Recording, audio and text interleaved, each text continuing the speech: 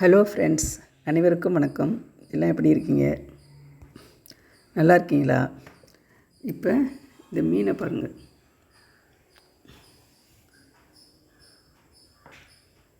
எப்படி நீந்திக்கிட்டு சந்தோஷமாக இருக்குது.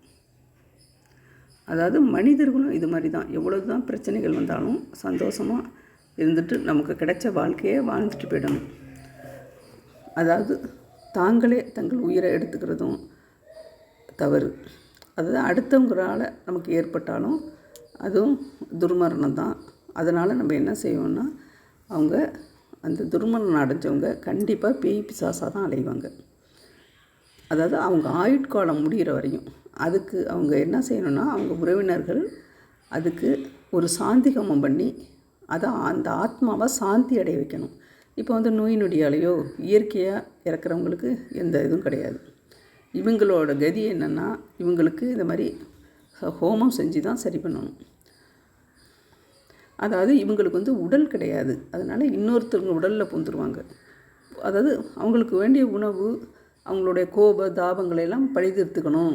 அப்படிங்கும்போது அவங்க இன்னொரு உடலில் பாய்ஞ்சாதான் போனால் தான் அவங்கள செயல்பட முடியும். அதனால் அவங்க இன்னொரு உடம்பில் பூந்துருவாங்க. அதே சமயத்தில் பேய் பிசாசுன்னா உடனே வெள்ளைப்படவை கட்டி முழங்கால் வரையும் முடியை விரித்து போட்டுக்கிட்டு அது அகோரமாக அதெல்லாம் கிடையவே கிடையாது. பேய் பிசாசு இது என்ன கடவுள் வந்து மேக்கப் போட்டு இவங்களெல்லாம் ஜோடிச்சு விட்றாரா?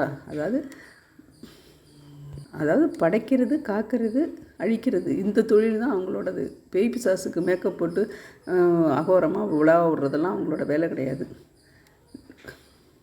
அதாவது அவங்க ஆயுட்காலம் முடிகிற வரையும் அவங்க அப்படி தான் சுற்றணும். அதாவது இவங்க எப்படின்னா, ஒரு இரக்கம் உடம்புடைய பெண்கள்கிட்ட, கர்ப்பிணிகள்கிட்ட, குழந்தைகள்கிட்ட தான் இவங்களை தான் அந்த பேய் பிசாசு பயன்படுத்திக்கும்.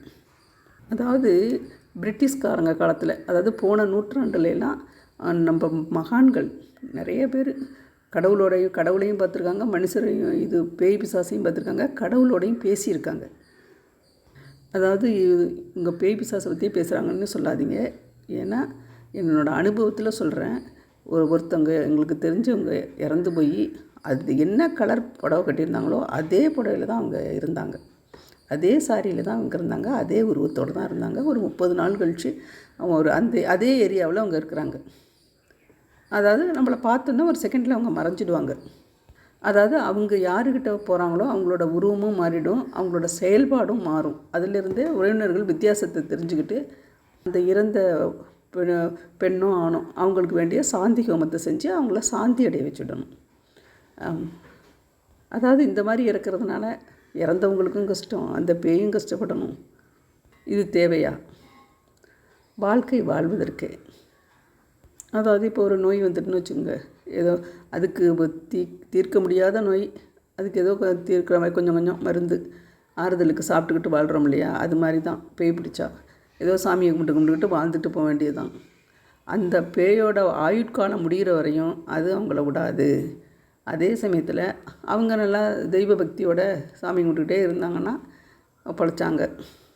இல்லை கும்பிடாதவங்களாக இருந்தாங்கன்னா அவங்க ரொம்ப கஷ்டப்படுவாங்க வாழ்க்கையில். அதாவது அதோட தாக்கம் ஜாஸ்தியாக இருக்கும். அது வந்து பழிவாங்கிற தாக்கம் ஜாஸ்தியாக இருக்கும். இது தெய்வ நம்பிக்கையோட இப்போ நம்ம கந்த சஷ்டி கவசத்துலேயே இருக்குது பாருங்கள். அதெல்லாம் கந்த சஷ்டி கவசத்தை கேட்டு பாருங்கள், அதெல்லாம் பொய்யா? அதாவது தேவராய சுவாமிகள் எழுதின கந்த சஷ்டி கவசத்தை கேளுங்க, அதில் தெரியும் உங்களுக்கு. எதுவுமே பொய் கிடையாது.